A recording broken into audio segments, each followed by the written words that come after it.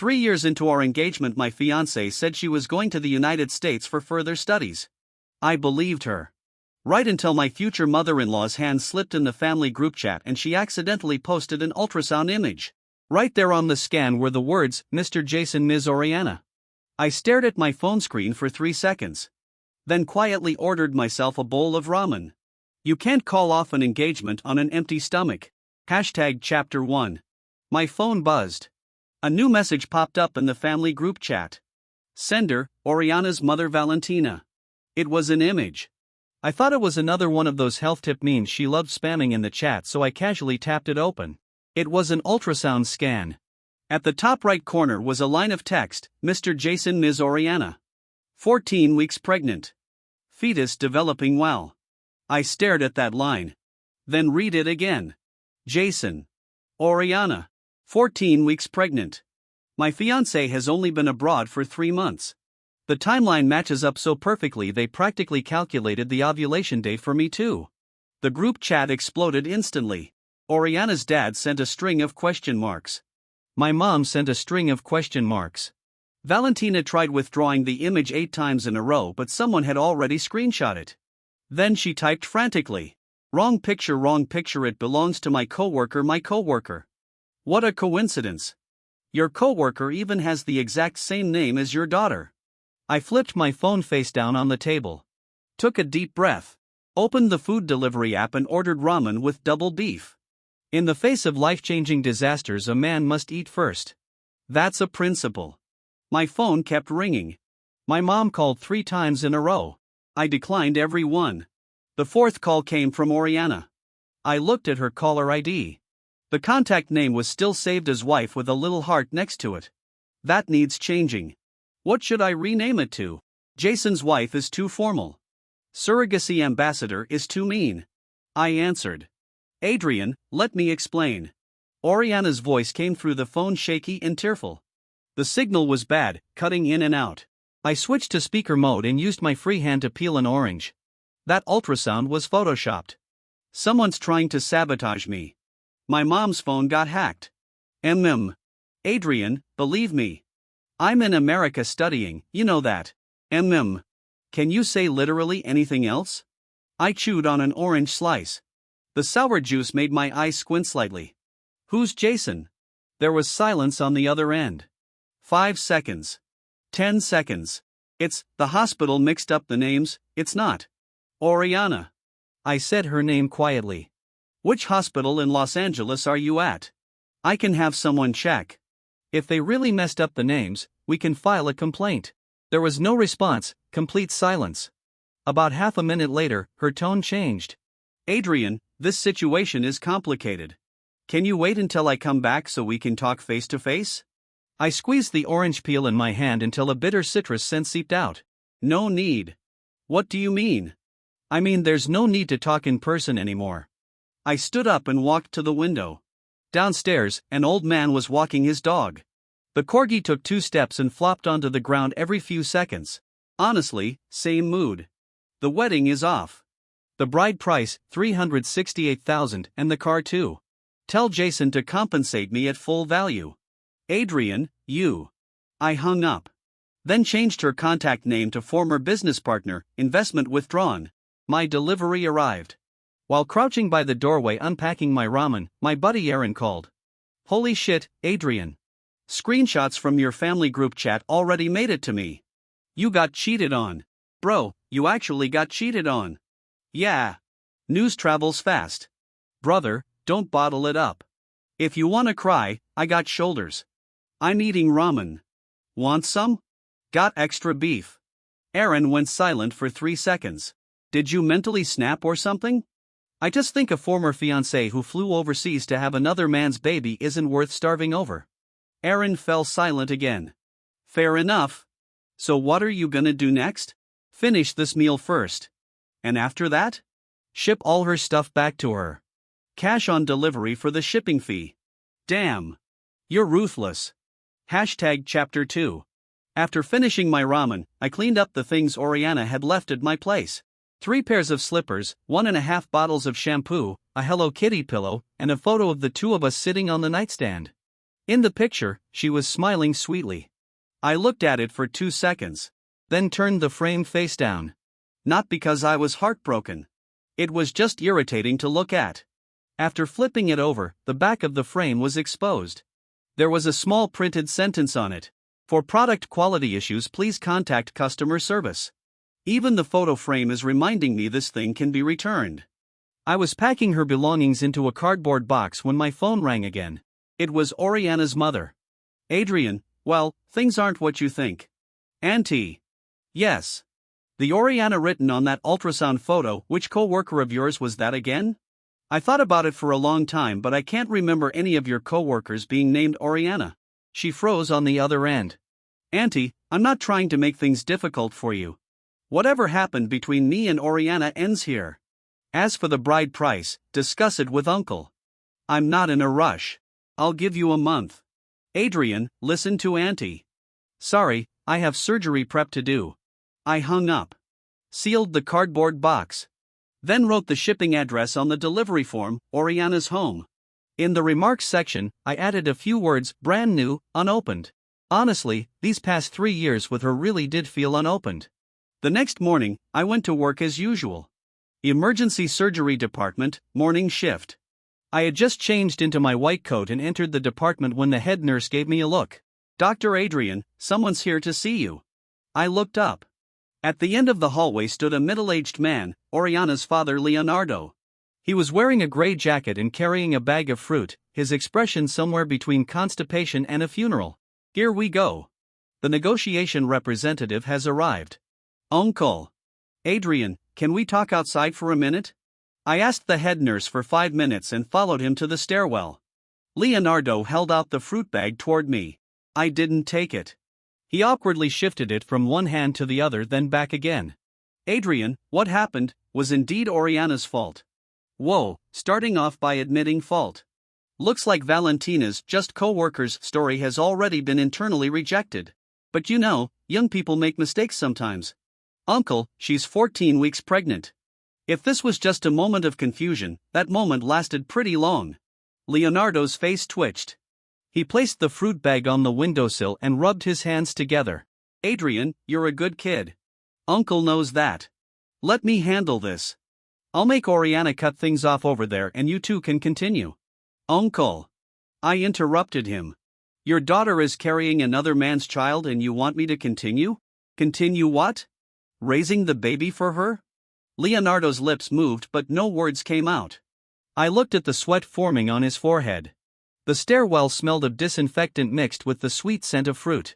Wind poured in through the half-open window. Uncle, you're a father. I understand that. But I'm not some gullible sucker. I pulled an envelope from my pocket. These are the receipts and transfer records for the bride price. $368,000 plus the car worth $190,000. Take a look. Just return the original amount. Leonardo stared at the envelope like it was a court verdict. He didn't take it. I placed the envelope beside the fruit bag. No rush. Within a month is fine. Uncle, I need to get back to work. As I turned to leave, Leonardo called out behind me. Adrian, do you really not care about the past at all? I stopped walking then looked back at him. Uncle, the past belongs to 2 people. When she stopped caring about it, she never asked me first. Leonardo stood there in the stairwell, one hand gripping the railing. The fruit bag slipped off the windowsill. Apples rolled everywhere across the floor. He bent down to pick them up. I didn't help him. Chapter 3. At noon, I was eating in the cafeteria. Aaron sent me a message on WeChat. Brother, I dug up Jason's background. Guess what? He owns a company in Los Angeles importing medical equipment, and listen carefully, his biggest upstream supplier is the Chan Medical Group. I chewed my rice slowly. Chan Medical Group. Founded by my grandfather. Managed by my father now. And I'm the first successor written into the family trust. Of course, Oriana knew none of this. All she knew was that I was a surgeon making a little over $20,000 a month. She thought I drove a car worth barely over $100,000 and lived in a 90 square meter 2-bedroom apartment near the hospital. She didn't know I bought that cheap car on purpose because expensive cars cost too much to park at work. She didn't know the entire office building underneath that apartment belonged to my family. And she definitely didn't know that her new man Jason had to smile politely at my dad's purchasing managers every month just to secure inventory. Crazy coincidence, right? Aaron spammed a string of laughing emojis. You wanna crush him? One phone call and he's done, brother. I put down my chopsticks and thought about it for a moment. No rush. Why not? Let the bullets fly a little longer. Let him have the baby first. Then I'll tell him whose name signs his paychecks. 3 in the afternoon, Oriana called again. This time, I answered. Adrian, I know you're angry. But can you give me one chance? I want to explain everything to you in person. Her voice sounded much calmer than yesterday. There was even a rehearsed softness to it. Explain what? Explain us. There is no us anymore. Adrian. Her voice rose. Can't you at least hear me out? What happened with Jason, that was just, it was an accident. Accidentally getting 14 weeks pregnant is pretty impressive. You. Oriana. I leaned back in my chair and looked out the window. Before you left the country, I asked if you wanted to travel together. You said you were busy. I asked if you wanted to meet for dinner. You said you were busy. For 3 months, you only called me 4 times.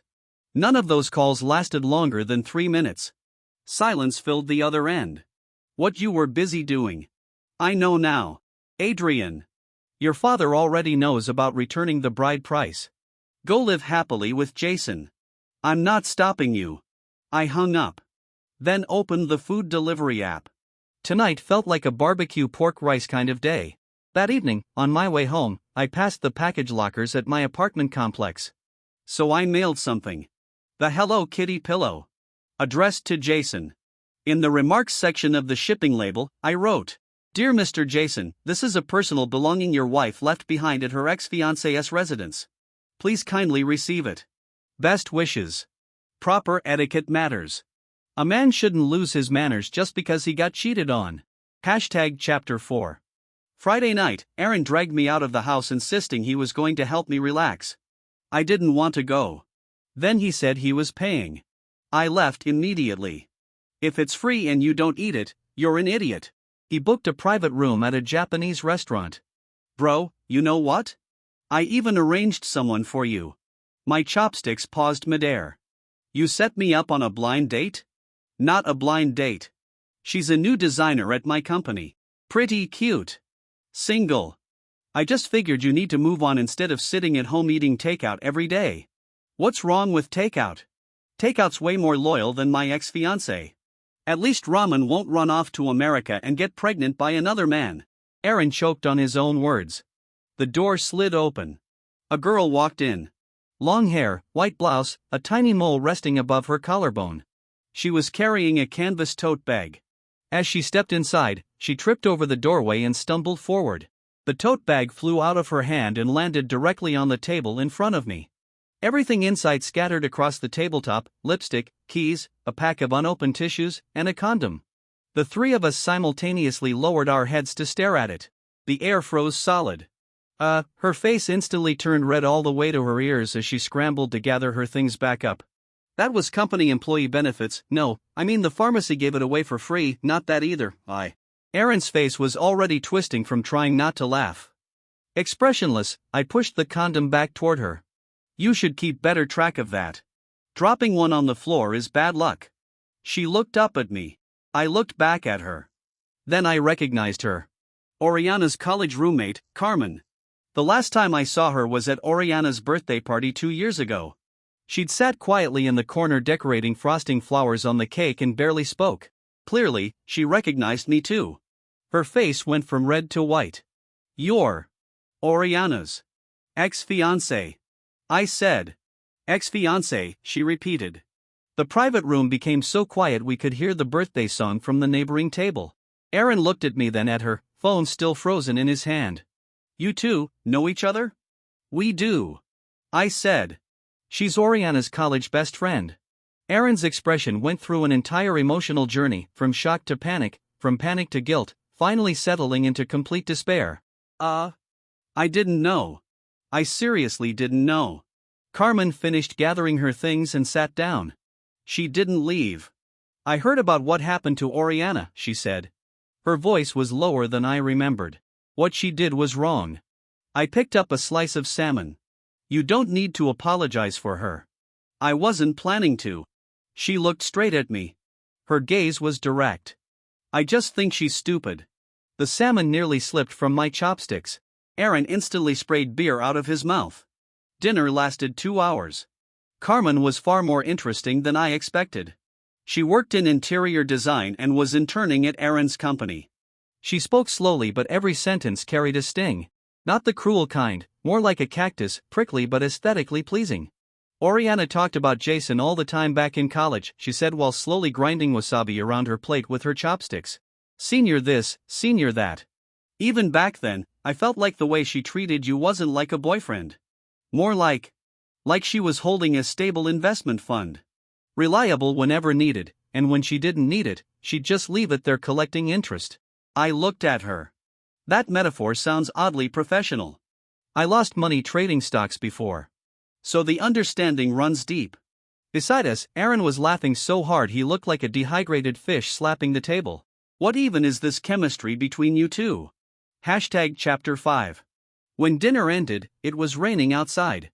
Carmen hadn't brought an umbrella. I glanced at the shared umbrella stand by the entrance. Inserted 2 coins. Then handed one to her. She took it. Thanks. You're welcome. $2. Pay me back next time. She froze for a second. Then she laughed. Not the polite kind of laugh. The kind where her front teeth showed and her eyes curved into crescents. Rain hammered against the awning overhead with sharp popping sounds. She walked a few steps with the umbrella, then turned back to look at me. Adrian. Yeah. You're way more interesting than Oriana said you were. She always claimed you were boring. I slipped my hands into my pockets. Maybe. Boring men are the ones who get cheated on. She didn't respond. Just turned and disappeared into the rain. The canvas tote bag swung lightly against her hip as she walked. I stood beneath the awning watching for a while. Aaron leaned over and elbowed me. So, what do you think of Carmen? What do you think of her? She still owes me $2. I'm asking if you're interested in her. I looked toward the direction she had disappeared. In the rainy haze, only a blurry silhouette remained. Help me check whether she has a boyfriend. Aaron wore the exact expression of a man thinking. I knew it. Jason brought Oriana back to the country. Aaron was the one who told me. Guess what? Those two actually hard-launched their relationship on WeChat Moments. They even posted a whole maternity photo shoot from LA. Caption says the best time of our lives. I opened WeChat Moments.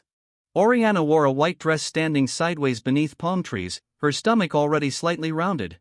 Jason hugged her from behind, chin resting on top of her head. Maximum filter usage. Maximum cringe caption. The comments section was filled with "so happy for you too" and "congratulations, congratulations." But I noticed something. Oriana had blocked me from seeing the post. Aaron had sent me screenshots. Good block. Saves me the trouble of liking the post and typing congratulations myself. How do you feel? Aaron asked. How do I feel? I locked my phone and twisted open a bottle of mineral water. I feel like his posture while holding her waist is bad for the spine. Patients with lumbar disc herniation usually shouldn't apply force like that. Can you react like a normal human being for once? What's there to react to? Her life has nothing to do with me anymore. I took a sip of water.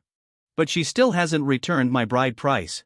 That weekend, the hospital hosted a medical industry forum. I attended as one of the young surgical representatives. When I arrived at the venue to sign in, I saw a name on the guest list. Jason. ZH Medical Devices, USA, Company.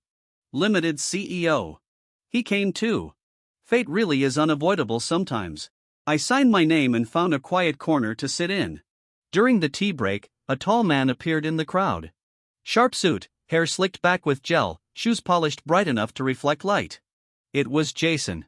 2 assistants followed behind him carrying coffee cups while his eyes swept across the room. Then he saw me. His smile froze for about 0.3 seconds, then returned immediately. He walked over. Adrian. Mr. Jason. I didn't stand. I stayed seated, tilting my head slightly to look up at him. He smiled, that standard fake smile everyone wears at business receptions. Long time no see. I heard you're working here as a surgeon. Not bad, not bad. My hands are still steady enough to hold a scalpel. He sat down across from me. About what happened with Oriana? Yeah, I know you probably feel uncomfortable. But love is complicated. Mr. Jason. I interrupted him. What? Did you receive the package? The Hello Kitty pillow. A crack finally appeared in his smile. I received it. Good. Then regarding the bride price, when would it be convenient to discuss repayment? 368,000 plus a car worth 190,000. Since you took the person, you should settle the bill. The smile on his face finally collapsed completely. Adrian, what exactly do you mean by that? Oriana and I truly love each other. I don't care whether your love is real or fake. I only care about my money. I stood up. Now we were eye level. He was half a head taller than me, but I noticed him step back half a pace. 558,000. Within 1 month. Thank you. I picked up my teacup. The tea's good. You should try some too. Chapter 6. I left without looking back. But I could feel his gaze on me like two dull knives, not sharp enough to hurt but annoying enough to be irritating. The conference continued. Jason went on stage to give a presentation about his medical equipment import business. The PowerPoint was flashy. The numbers were real: annual revenue of 12 million, partnerships with 37 hospitals. Major suppliers including a logo flashed across the screen, Chan Medical Group. He even emphasized the partnership during the presentation. We have established a deep strategic partnership with Chan Medical Group, one of the top medical corporations in the country. They are our most important upstream partner. I sat in the audience and took a sip of tea. Kid, you're bragging about your relationship with your sugar daddy in front of his grandson. This scene deserves a perfect score. After the conference ended, I called my father.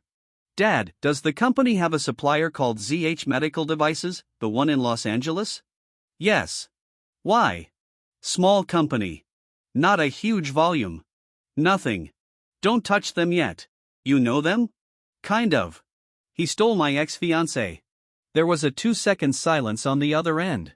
Then my father delivered a remarkably sophisticated response. So when do you want me to touch them? After the baby's born. All right. Click. Hung up. Between father and son, true understanding requires very few words. Over the next 2 weeks, I met Carmen 3 times. The first time was when she came to repay the $2. She specifically came all the way to the hospital and slapped 2 coins onto the reception desk. The head nurse looked at her, then looked at me. Dr. Adrian, what kind of loan shark business are you running? Umbrella debt. She really made a special trip over $2. Carmen laughed beside me. I insisted on coming. Didn't want to owe anyone a favor. The head nurse gave her a long look from head to toe. Then the way she looked at me changed. The kind of look that clearly said you were absolutely right to cancel that engagement. The second time, she treated me to dinner. She said she wanted to thank me for lending her the umbrella. I told her a $2 umbrella wasn't worth a whole meal. She said then she'd consider it an advance repayment on future favors. We went to a roadside restaurant and ordered 4 dishes. She ate more than I did. How did you and Oriana meet? I asked. Freshman year. We got assigned to the same dorm room. She slept in the bunk above mine. Were you close? Carmen's chopsticks paused slightly. How should I put it? She treated me pretty well. Saved seats for me. Bought me breakfast. But she treated everyone well. The kind of kindness that always had a purpose behind it. She needed friends not because she liked you but because she needed someone beside her to make herself look better. She took a sip of soup. I wasn't as pretty as her. Not as smart as her. My family wasn't as wealthy as hers either. So I became her best friend. After hearing that, I slowly put down my chopsticks. Then why did you stay friends with her? Because I'm slow. She looked at me. By the time I realized it, college had already ended. Slow people are always the last to realize they've been used. Like her. Like me. The third meeting ended in disaster. Not a bad disaster, an awkward disaster. I went to Aaron's company to pick him up for dinner and ran into Carmen in the elevator. She was carrying a stack of blueprints that covered half her face. There was a third person in the elevator, Oriana's mother Valentina. For some reason, Valentina happened to be in that office building that day. Later I heard she was there to meet a friend who worked in insurance. The elevator doors closed. The three of us stared at each other. She noticed me first. Her expression froze. Then she saw Carmen. Then she looked at the distance between us, less than 30 centimeters apart. Chapter 7. The elevator was small. Valentina's brain immediately began operating at approximately 10,000 revolutions per second. I could practically hear her CPU overheating. Adrian. You, and this young lady. Carmen peeked out from behind the blueprints and recognized her. Auntie Valentina. Valentina recognized her too. The expression on her face was so dramatic it belonged in an oil painting: shock, disbelief, disbelief turning into anger, anger turning into fear. You're Oriana's classmate. Why are you with Adrian? Auntie, we're not together. I just work in this building. You're the reason Oriana got dumped, aren't you? You seduced him. Carmen's eyes widened. I nearly laughed out loud. Amazing. Your daughter flew overseas to get pregnant by another man and somehow you're accusing someone else of seducing me. This level of shameless blame shifting would earn applause from traffic police. Auntie. I said. What? First, Carmen and I ran into each other by coincidence. Second, even if we were together, it has nothing to do with Oriana because Oriana and I ended a long time ago. Third. The elevator arrived. The doors opened. Third, there are 21 days left before the deadline to return the bride price. Please remind your daughter. I walked out of the elevator. Valentina stood inside, lips trembling. The elevator doors slowly closed. The last thing I saw was her shaking hand gripping the elevator wall. Carmen followed me out. Weren't you a little too harsh just now? Not harsh. I was just collecting a debt. She looked at me, then lowered her head and laughed softly. Her shoulders trembled slightly. You're really a strange person. People who've been cheated on usually end up a little strange. That night, Oriana sent me a message on WeChat. Adrian, are you with Carmen now? I replied with one character. My mom said she saw you two together. You did it on purpose, didn't you? You got close to her just to make me angry. I typed out a sentence, then deleted it. Typed another, then deleted that too. In the end, I only sent 4 words, none of your business. Then I blocked her. The screen dimmed. I tossed my phone onto the table. Outside the window, the streetlights blurred into soft yellow smudges through the fog. I leaned back against the sofa and stared at the ceiling. Honestly, for one brief moment, my chest tightened a little. Not because of Oriana, but because I suddenly realized something. I had spent 3 years sincerely participating in a fake relationship. The feeling wasn't heartbreak. It felt more like discovering that the $100 bills in your wallet, the ones you'd carried around for 3 years, were counterfeit. It doesn't hurt. But damn, what a loss. Chapter 8. The 4th time I met Carmen, she was the one who invited me out. Adrian, are you free? I need help checking out an apartment. An apartment? I'm moving. My current place is too far from work. Aren't you a doctor? Help me see if the lighting and ventilation are healthy. You're asking a surgeon to evaluate apartment ventilation. What do you think I am, a pulmonologist? But I went anyway. The apartment was on the 6th floor of an old building. No elevator. By the 4th floor, she was already out of breath. You don't exercise much, do you? Designers do all our exercising with our wrists. Then why buy a 6th floor apartment? Because it's cheap. I looked at her leaning forward with her hands on her knees, panting for air. Her hair clung to her cheeks. Sweat glistened on the tip of her nose. Then I took the water bottle and bag from her hands. Come on. Only 2 floors left. She looked up at me. You're not tired?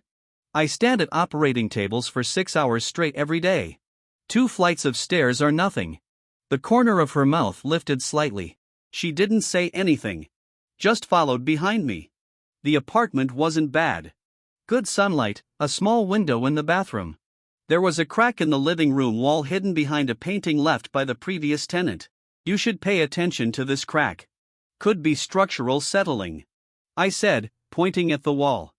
How do you even know that? I've cut through too many human bones. I've become sensitive to cracks. She burst out laughing. Standing by the window, sunlight struck the side of her face, turning her eyelashes gold. I froze for a second. Not because my heart skipped a beat. It was more like, this scene deserves to be photographed. Adrian, stay awake. The corpse of your last relationship isn't even cold yet. After leaving the apartment, we ate noodles downstairs at a small noodle shop. She ordered beef noodles, large bowl, extra egg. You eat a lot. A designer's happiness depends entirely on carbohydrates. I watched her noisily slurp noodles while soup splashed onto her chin. She casually wiped it away with the back of her hand. No pretending. Completely different from Oriana. Oriana always ate in tiny bites. In public, she never even opened her mouth too wide. Every photo she posted online was heavily edited. Carmen was different. She lived like a giant bowl of spicy beef noodles overloaded with chili peppers. Steaming hot. Unafraid of burning her mouth. Adrian.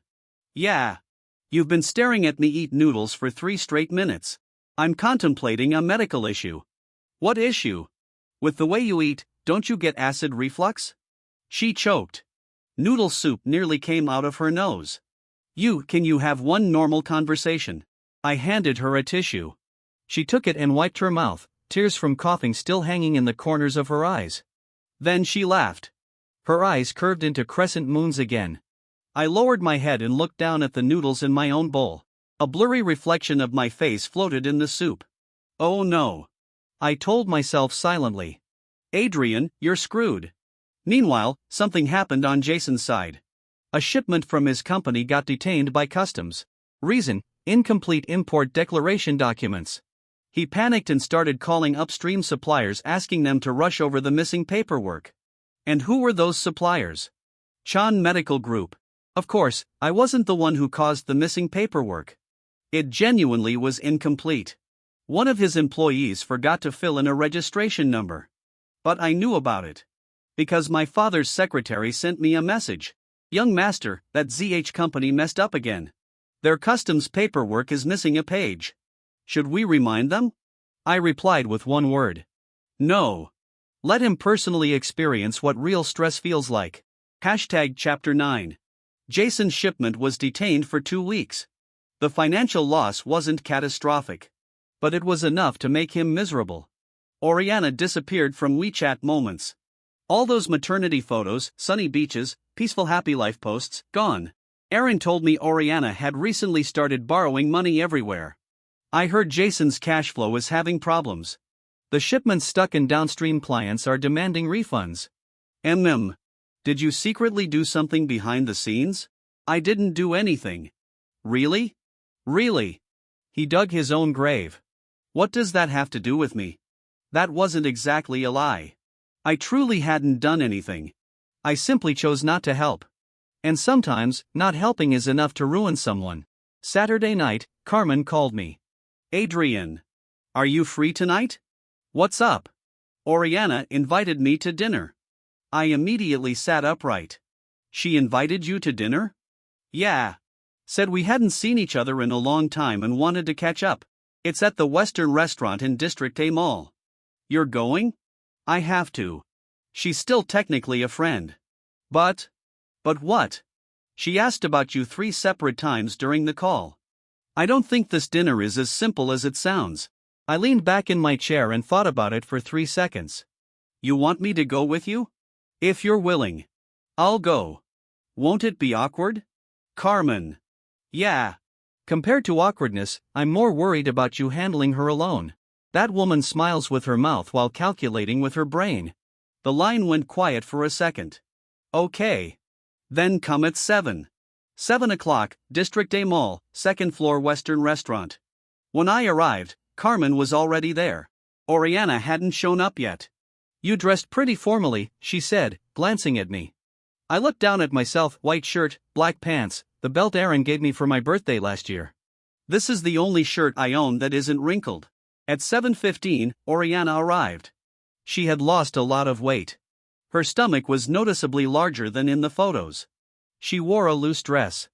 Makeup covered most of her face but not the dark circles beneath her eyes. The moment she saw me, she stopped walking, like someone had pressed pause on her entire body. Adrian. Why are you? I invited him. Carmen said calmly while pulling out the chair beside her. You don't mind, right? The corner of Oriana's mouth twitched slightly. She looked at me, then at Carmen, then sat down. The smile returned to her face, but the curve looked measured with a ruler. Long time no see, Adrian. Last time we met was before you went abroad. The air temperature dropped another degree. The waiter came to take orders. Oriana ordered steak and salad. Carmen ordered pasta. I ordered an Americano. You're not eating? Oriana asked. I ate before coming. Actually, I just didn't want to eat in front of you. No appetite.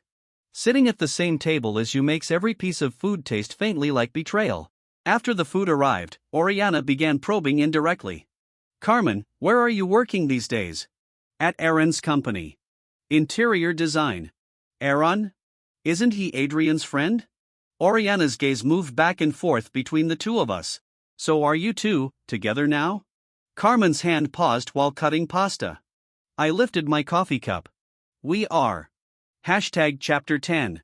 Oriana's knife and fork hit the plate with a sharp clink. The entire restaurant seemed to go silent for a second. Carmen turned to look at me. Her eyes widened. Her lips parted slightly. But she didn't deny it. Oriana stared at me. Her fingers tightened around the knife handle hard enough for her knuckles to turn white. When did you two get together? Not long ago. You did this on purpose, didn't you? Did what on purpose? You deliberately went after her. You knew she was my friend and you deliberately. Oriana. I set down my coffee cup. The bottom of the cup tapped lightly against the table. Not loud, but enough. When you went abroad to have Jason's baby, did you ever remember that I was your fiancé? She went silent. Her face turned as pale as a paper napkin. You chose Jason. I respect your choice. But you no longer have the right to question who I choose. I stood up. Carmen, let's go. She can finish her own dinner. Carmen froze briefly, then picked up her bag and stood with me. Oriana remained seated there alone. In front of her sat a steak sliced exactly 3 times and a glass of untouched water. When I reached the restaurant entrance, I glanced back once. Her head was lowered. Her shoulders were shaking. I turned around and left. Outside the restaurant, Carmen grabbed my sleeve in the hallway. You saying we're together just now? Sorry. I acted first and explained later. You can deny it if you want. I'll go back and explain things clearly to Oriana. She looked at me. The hallway lights reflected in her bright eyes. She still didn't let go of my sleeve. I never said I wanted to deny it. I lowered my gaze to the fingers clutching my cuff. There was pasta sauce on her fingertips. You've got sauce on your hand. She looked down, then hurriedly rubbed her hand against her skirt. The tips of her ears turned red. You seriously, at a moment like this, that's what you notice? So you agree? Agree to what? To us being together. She glared at me, pressed her lips together, then quietly let out a soft so quiet it was almost drowned out by the air conditioning. I stood there. At the far end of the hallway, a child was running around. Cold air drifted through the corridor carrying the artificial fragrance of the shopping mall. My heart suddenly pounded once, hard. Like the sudden sharp beep of a heart monitor in an operating room. Well shit. I'm completely done for now. Chapter 11. After that dinner with Oriana, things began accelerating rapidly. First came Jason. Although his shipment finally cleared customs, 3 downstream clients had already backed out. Penalty fees plus late charges, he lost nearly $2 million in a single month. Then he did something stupid. He went to Chan Medical Group asking for a larger supply quota. He wanted to compensate for the losses by increasing shipment volume. The person receiving him was Old Joe, the procurement director at Chan Medical Group. Old Joe had watched me grow up, the kind of uncle who still gave me red envelopes during Lunar New Year. Jason sat in Old Joe's office for 2 straight hours, talking himself dry while presenting endless PowerPoint slides. Old Joe smiled the entire time, then said only one sentence. Mr. Jason, I'll need to report this proposal upward. Adjustments of this scale require approval from the Chan family. Jason said that was no problem. He had no idea what the Chan family actually meant. He thought it referred to some department. He didn't know that the Chan family was literally my family. Old Joe sent me a message afterward. Young master, your romantic rival came by. Want to meet him? I replied, no. Let him wait. How long? Until his wife gives birth. Old Joe replied with a thumbs up emoji. At the same time, Valentina came looking for me. Not to argue, to apologize. She stood outside the hospital holding 2 boxes of mooncakes. Her eyes were red. Adrian, could you help Oriana? Help with what? Jason's company is having problems. Oriana's struggling right now. She's almost due and Jason can't even afford the hospital bills. I looked at her. 3 months ago, this woman had been screaming at Carmen in an elevator, did you seduce him? Now she stood here holding mooncakes and begging me. Auntie. Yes. Oriana is carrying Jason's child. If Jason's company has problems, then Jason should solve them. Coming to me isn't very appropriate. But Oriana, she regrets it now. She's told me so many times that the person she feels most sorry toward is you. Auntie. I interrupted her. Her regret is her business. But her regret is not my responsibility. Valentina stood there silently. The mooncake boxes trembled slightly in her hands. There are 3 days left before the bride price deadline. Please remind her. I turned and walked back into the hospital. Behind me came the sound of a suppressed sob. I didn't stop walking. Not because I was cruel. Because I was clear-headed. When sympathy is given to the wrong person, it stops being kindness. It becomes stupidity. That night, Carmen came to my apartment and cooked dinner. She made 3 dishes: braised ribs, sweet and sour cabbage, tomato egg soup. The ribs were too salty. The cabbage was slightly undercooked. The soup was decent. So, how is it? She asked while holding her bowl. Your cooking skills are roughly equivalent to a first-day surgical intern entering an operating room. She tapped my bowl with her spoon. Are you eating or not? If not, I'm dumping it. I'm eating. I picked up a rib. It really was salty. But I still ate 3 bowls of rice. She sat across from me watching me eat, one hand supporting her chin, hair falling loosely over her shoulder. Adrian. Did you meet Oriana's mother today? My chewing paused briefly. How did you know? Aaron told me. Aaron, are you running an express intelligence network or something? What did she want? To borrow money. More accurately, she wanted me to help Oriana. Did you help? No. She nodded, didn't ask further. Instead, she stood up and walked behind me, resting both hands lightly on my shoulders. Very lightly, like she was afraid of hurting me. You did the right thing. Her voice drifted down softly from above. I reached up and held her hands. Her fingertips were cool. Your hands are cold. I just washed the dishes. I pulled her hands in front of me and rubbed them gently. She didn't pull away. Outside the window, the moon was perfectly round. Streetlight filtered through the curtains, drawing a blurry line of light across the floor. That line happened to connect our shadows together. Chapter 12. The day before the bride price repayment deadline, Oriana called. Not me. She called Carmen. And then Carmen handed the phone to me. Adrian. Oriana's voice no longer sounded the way it used to.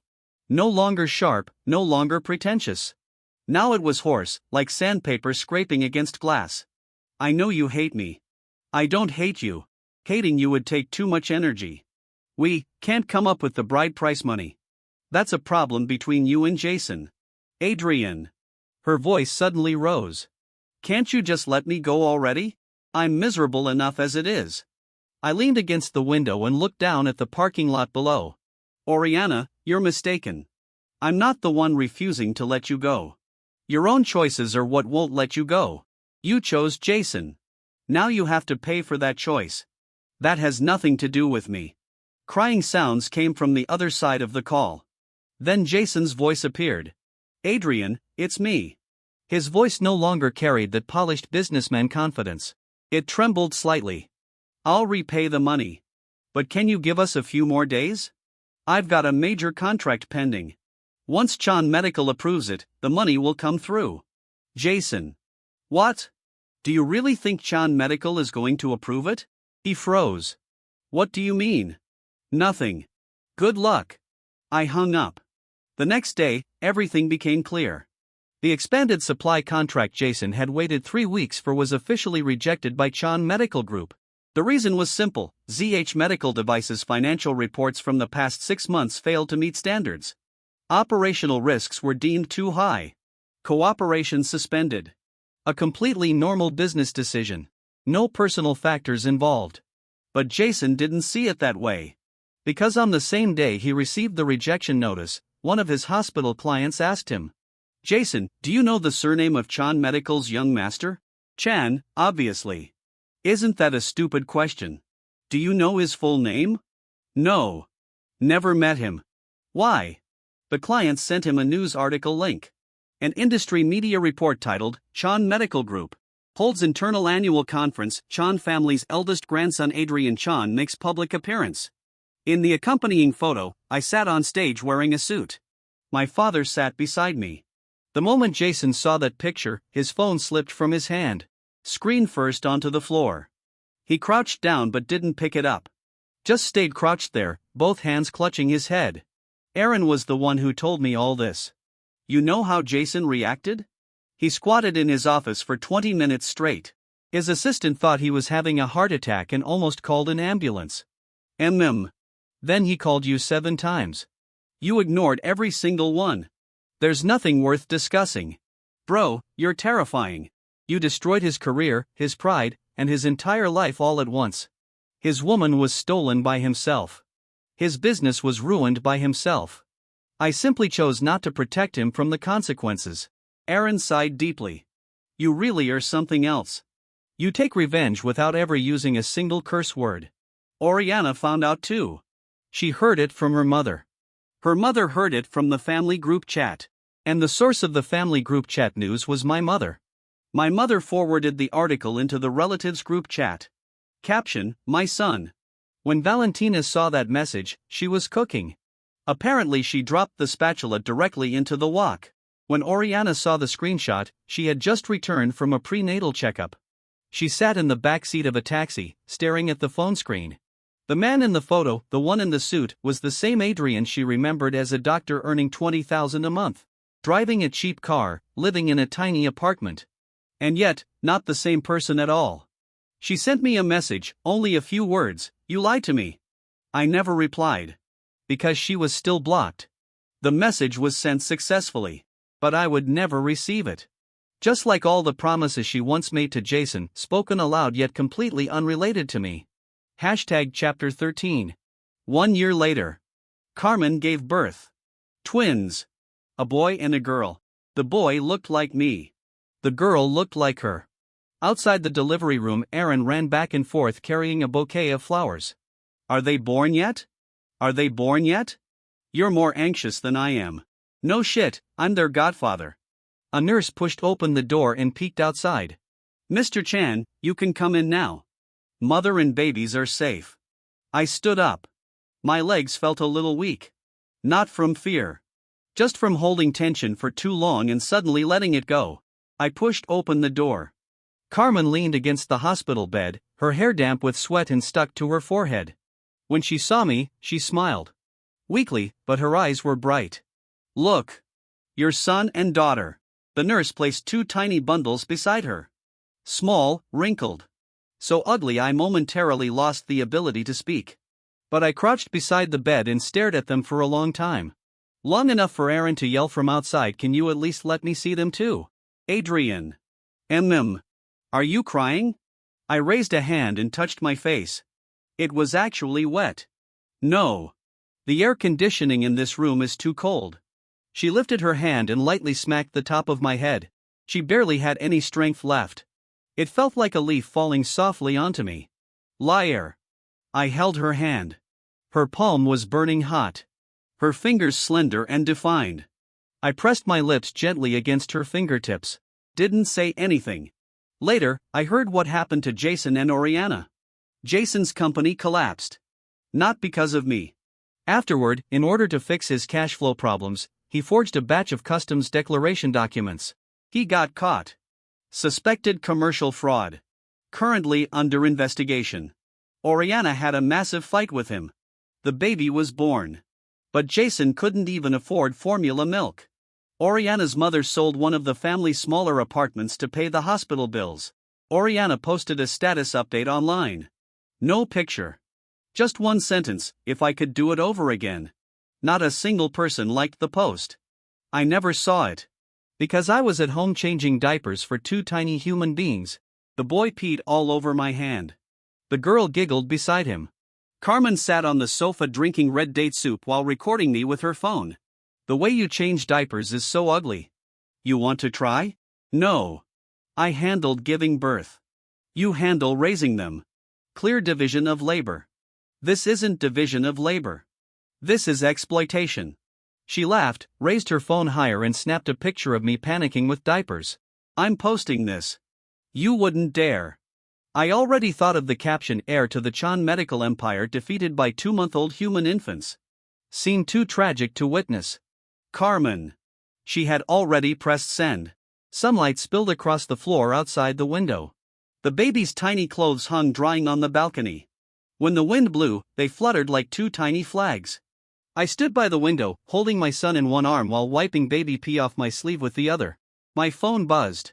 Aaron sent me a message, brother, I screenshotted that photo. I'm turning it into a meme sticker. I typed one-handed, try it. I'll have your company's supplier replaced tomorrow. Ha ha ha ha, no please President Chan, I was wrong, I'm sorry. Carmen walked over and picked up our daughter. The little girl grabbed a strand of her mother's hair and wouldn't let go. Carmen lowered her head to look at her, then raised her eyes toward me. Adrian. Thank you. For what? For getting cheated on. I froze. Otherwise, how would I ever have found you? When she smiled, her eyes curved into two crescent moons. Exactly the same as the first time she choked on noodle soup at that little noodle shop. I stood there, sunlight burning warmly against my face. My heart thumped wildly, like the two little troublemakers kicking blankets in their sleep. I got cheated on once in this lifetime. Was it a loss? Not at all. Best investment I ever made.